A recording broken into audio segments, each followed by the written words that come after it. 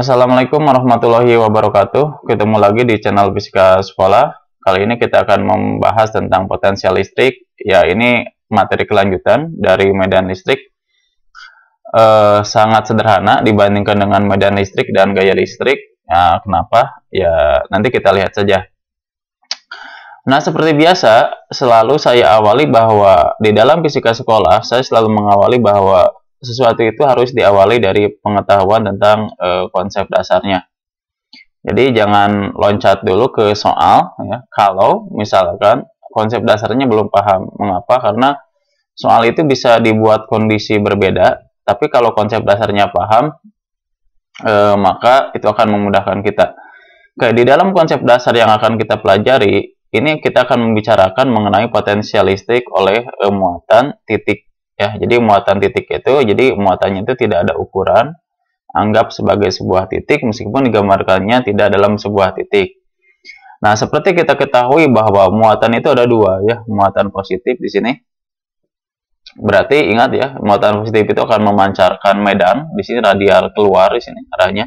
Tapi muatan negatif sebaliknya. Nah, jadi kalau kita mempunyai suatu titik yang berjarak tertentu dari sebuah muatan, maka titik itu bisa saja memiliki potensial listrik. Nah, misalkan begini. Saya punya titik di sini apa? A ya misalkan. Ini A, kemudian yang ini apa? B ya, sini. Ini dalam radius yang sama, ini adalah C. Nah, jadi kalau saya ngambil titik sini, nah ini adalah jaraknya R, berarti letak titik A terhadap muatan. Ini juga B sama, C juga sama. Nah, potensial di titik A, di titik B, di titik B ini bergantung pada muatan sumbernya sini. Jadi kalau muatan sumbernya adalah positif, maka potensial listrik yang dihasilkan itu pasti bersifat positif. Jadi ini akan menghasilkan potensial listrik yang positif. Jadi yang namanya potensial listrik itu bergantung sumber. Kalau misalkan muatannya positif, maka dia positif. Kalau muatannya negatif, maka potensial listriknya itu akan bersifat negatif. Jadi tergantung sumbernya, gitu ya. Nah, berapa besar potensial suatu titik yang berjarak R dari sebuah muatan sumber? Nah, ini dituliskan besarnya adalah V, itu adalah plus minus. Di sini menunjukkan muatan sumbernya itu plus atau minus. Saya tuliskan di sini sigma K dikalikan Q I per R I. Nah, jadi sederhana ya. Jadi kalau saya tandai, nah ini adalah rumus potensial listrik. Untuk suatu titik yang berjarak R dari muatan sumber, misalkan titik A di sini, titik B, titik C. Nah, sekarang kita tuliskan saja dulu bahwa yang namanya V itu pasti sudah ingat di SMP, yang namanya potensial listrik itu sama dengan tegangan satuannya. Ini potensial listrik. Nah, potensial listrik itu berarti di sini apa? Volt ya. Oke, kemudian Q besar di sini hati-hati, ini adalah muatan sumber karena muatan itu ada juga muatan uji ya. Jadi harus diketahui bahwa di sini adalah muatan sumber. Ini adalah Coulomb. Kemudian R-nya itu adalah letak atau jarak titik ya. Jadi jarak suatu titik ke muatan sumber sini. Nah, ke muatan itu satuannya sudah pasti ini dalam satuan SI meter. Dan K-nya sendiri adalah konstanta. Ini 9 kali 10 pangkat 9. Di sini Newton meter kuadrat per Coulomb kuadrat. Nah, sebenarnya sederhana ya. Terus kalau kita perhatikan di sini ada titik A, titik B, titik C. Titik A dan titik B dan titik C ini memiliki jarak yang sama. Kalau saya bedakan ini jaraknya juga R. Kenapa? Karena dalam radius lingkaran yang sama. Kemudian kalau saya bedakan lagi misalkan di sini, maka si C juga akan memiliki radius R. Berarti apa artinya? Potensial di titik A sama dengan potensial di titik B sama dengan potensial di titik C. Nah, itulah yang disebut dengan daerah ekuipotensial. Jadi daerah di sekitar muatan yang memiliki potensial yang sama. Jadi sekeliling ini namanya daerah ekuipotensial. Jadi suatu titik yang memiliki radius yang sama dari suatu muatan sumber itu namanya daerah ekuipotensial. Nah, itu adalah konsep yang sangat penting. Oke, sekarang kita masuk saja ke latihannya biar langsung. Nah, untuk yang pertama, kita akan belajar menghitung saja gitu ya. Jadi kalau contoh satu, ini umum dan biasanya diawali dengan hal-hal yang seperti ini. Misalkan begini, kalau saya punya muatan positif di sini, ini muatan positifnya di sini, taruhlah misalkan jaraknya 2 cm ya, sini. Nah, dari suatu titik P di sini. Nah, si muatannya misalkan di sini adalah 4, misalkan nanocoulomb kan gitu ya.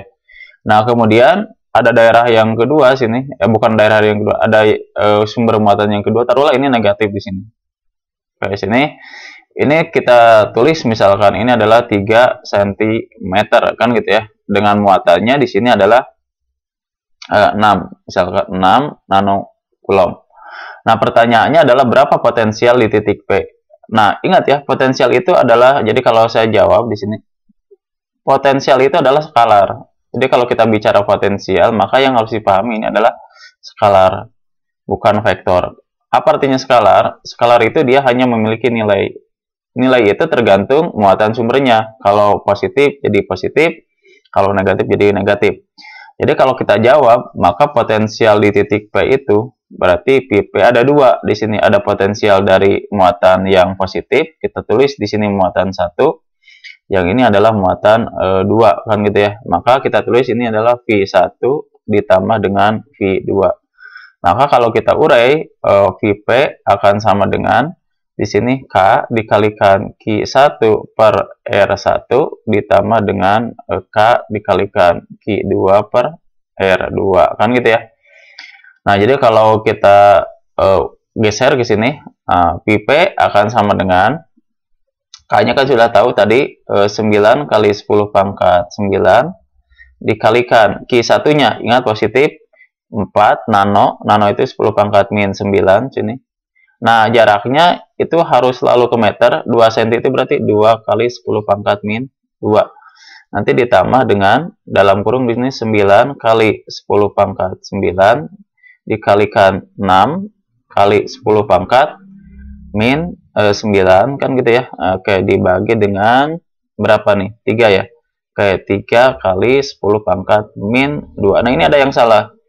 Ini muatannya negatif, maka ini harus dikasih tanda negatif sini. Nah, gitu. Nanti di sini bisa dipindahkan negatifnya. Kayak 4 dibagi 2 berarti 2 kan? Berarti ini adalah 9 kali 2, maka P-nya itu akan sama dengan 1800 dikurangi 6 dibagi 2 berapa? 2 lagi kan? 9 kali 2 berapa? 1800. Oh, berarti ini nilainya adalah 0 volt. Kok kenapa bisa 0? Ya ini karena disetting saja.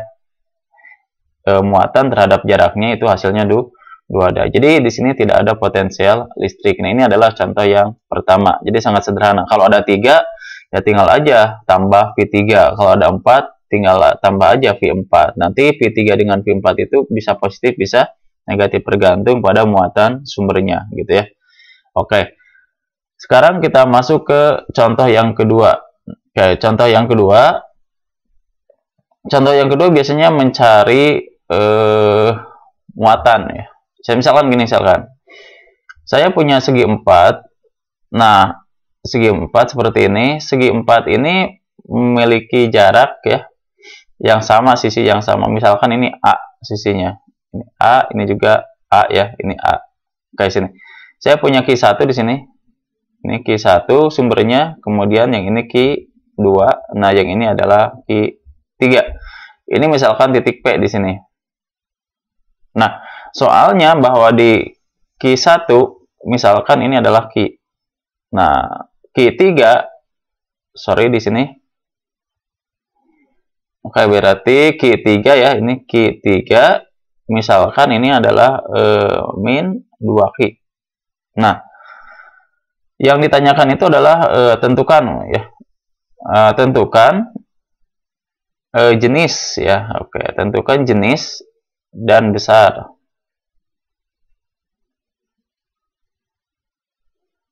muatan Q2 ya, jika misalkan ya. Oke, jika potensial di titik P itu bernilai 0. Nah, gitu. Jadi sederhananya gini, di potensial di titik P ini 0, yang ditanya adalah berapa muatan si Q2 ini. Nah, ingat ya, kalau kita bicara titik P, maka titik P ini dipengaruhi oleh 3 muatan. Muatan 1 potensialnya, dari muatan 2, dari muatan 3. Nah, yang harus diketahui bahwa jarak dari muatan 2-nya ke P belum ada. Nah, maka kita tulis ini jaraknya. Berarti kalau ini A, maka ini akan menjadi apa? A akar 2, kan gitu ya. Maka kalau kita hitung di sini, berapa potensial di titik P? Ya, jawabnya sederhana. Karena ini bukan vektor, berarti tinggal nuliskan aja bahwa P akan sama dengan V1 ditambah dengan V2 ditambah dengan V3. Karena P-nya 0, maka kita tulis 0. 0 akan sama dengan di sini K dikalikan Q1 per R1 ditambah K dikalikan V2 per R2 ditambah dengan K dikalikan Q3 per R3. Karena ada K semua, kita bagi K. K-nya hilang nanti. Ini saya langsung hilangkan saja K-nya. 0 akan sama dengan Q1. Muatannya adalah Q kecil dibagi dengan jaraknya terhadap P adalah A. Ditambah Q2 itu yang kita cari. Tulis aja Q2. Dibagi R2-nya adalah A akar 2. Nah, ini kasih tanda negatif. Kenapa Pak kasih tanda negatif? Negatif ini muatannya.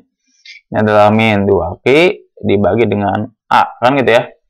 Nah, sebenarnya A-nya boleh dicoret, ya gini. A-nya boleh dicoret. Nah, kita tuliskan aja ini. Ini kan 1, ini 2. 1 dikurangi 2 adalah min 1. Berarti ini jadi gini. Saya pindahkan ruas ya. Jadi min Q2 per A akar 2 akan sama dengan ini dikurangi ini. Min Q per A. Jadi kesimpulannya A-nya boleh dicoret nih, coret. Maka Q2-nya adalah positif. Dengan besarnya adalah Q akar 2. Nah, itu adalah contoh soal untuk potensial listrik ya, sama masih dalam konteks apa? Muatan titik. Oke, sekarang masuk ke konsep yang kedua ya. Jadi yang kedua itu adalah konsep potensial listrik. Oke, ini agak sedikit beda ya. Ini potensial listrik dalam medan listrik ya. Ini medan listrik ini.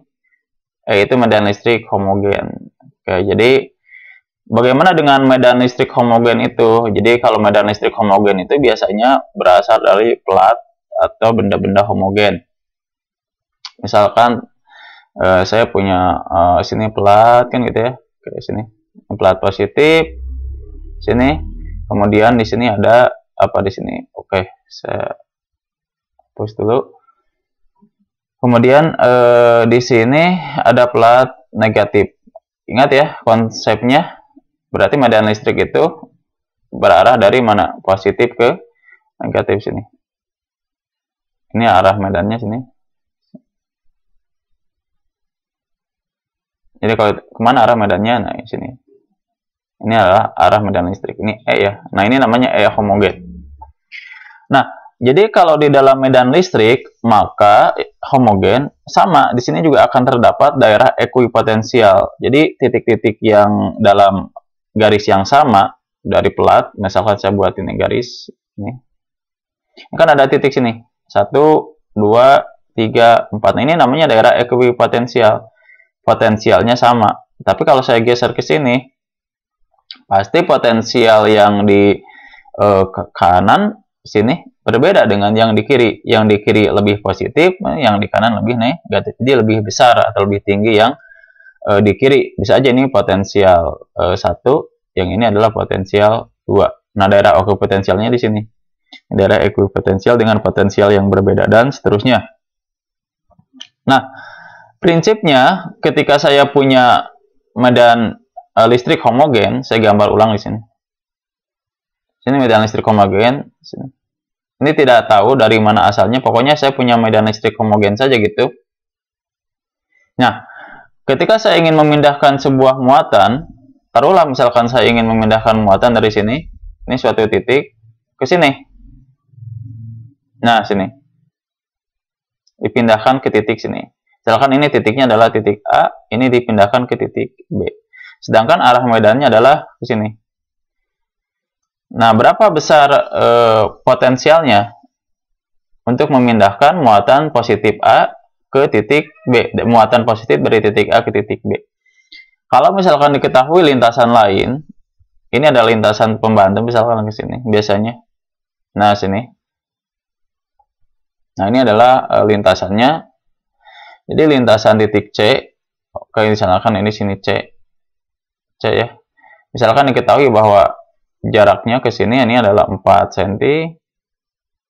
Kemudian si AB-nya sendiri adalah 5 cm ya. Berarti sini kalau saya tuliskan ini adalah 3 cm. Nah, gitu ya. Nah, pertanyaannya adalah berapa beda potensial untuk memindahkan muatan dari titik A ke titik B. Nah, ini kalau kita tuliskan beda potensialnya adalah berarti delta V ini beda potensialnya adalah besarnya E dikalikan dengan D ya.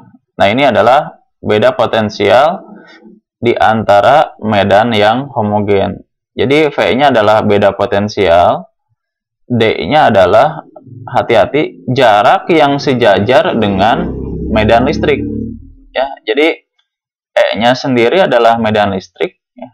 Sini medan listrik. Dan listrik itu satuannya apa sini? Newton per Coulomb ya. Kemudian D itu adalah perpindahan atau jarak lah gak apa-apa di sini. Jarak yang sejajar dengan E ya. Ini adalah meter. Jadi meskipun kita memindahkan dari A ke B, maka beda potensialnya itu dari A ke B itu kalau saya tulis di sini, maka beda potensial dari A ke B itu akan sama dengan apa? Beda potensial dari A ke C ditambah dengan beda potensial dari C ke B. Nah, sedangkan dari C ke B, karena dia tegak lurus terhadap medan, maka beda potensialnya akan 0. Maka dengan kata lain bahwa delta AB akan sama dengan delta AC. Ya. Jadi, itu saja. Kayak contoh saja lah, biar tidak panjang lebar. Misalkan gini, contoh 3, sini. Saya punya medan listrik, misalkan ke sini. Oke, saya punya medan listrik. Medan listriknya anggap saja misalkan sini. Medan listriknya adalah 500 misalkan di sini Newton per Coulomb. Sini adalah medan listrik ya. Ini adalah E, medan listrik. Oke, kemudian saya memindahkan dari titik A kayak tadi nih, A misalkan ke titik B di sini. Di mana ini adalah jaraknya sini. Ini titik C di sini. Ini A ke C-nya ada misalkan. Bolehlah di sini kita tulis saja sama dengan yang tadi 4 cm. Kemudian ininya adalah 3 cm. Gitu ya. Yang ditanya adalah berapa besar beda potensial antara titik A dan B. Nah, ini sangat sederhana ya. Jadi kalau kita jawab sini. Jawabnya gimana? Ya, beda potensial antara titik A dan B itu adalah beda potensial antara titik AC ditambah dengan beda potensial antara titik CB. Nah, beda potensial antara titik AB itu akan sama dengan beda potensial AC ditambah dengan 0. Nah, kenapa 0? Karena ini adalah medan listrik tegak lurus dengan perpindahan sini. Ini sama dengan usaha. Kalau di usaha itu adalah gaya tegak lurus dengan perpindahan, maka usahanya akan 0. Maka beda potensial antara titik A dan B itu tinggal gini, medan antara titik A dan C dikali dengan jarak antara AC. Berarti kalau kita tuliskan delta PAB itu akan sama dengan di sini berapa? 500 dikali, ini jangan lupa ke meter, 4 kali 10 pangkat min 2. Kan gitu ya. Ini berarti satuannya adalah volt. Nah gitu. Maka delta VAB ini kalau kita tuliskan besarnya adalah 20 volt. Nah, jadi sangat sederhana pada akhirnya ya. Nah, itu adalah beda potensial antara dua titik di antara medan homogen. Nah, untuk pertemuan kali ini saya cukupkan sekian. Terima kasih. Semoga bermanfaat ya. Assalamualaikum warahmatullahi wabarakatuh.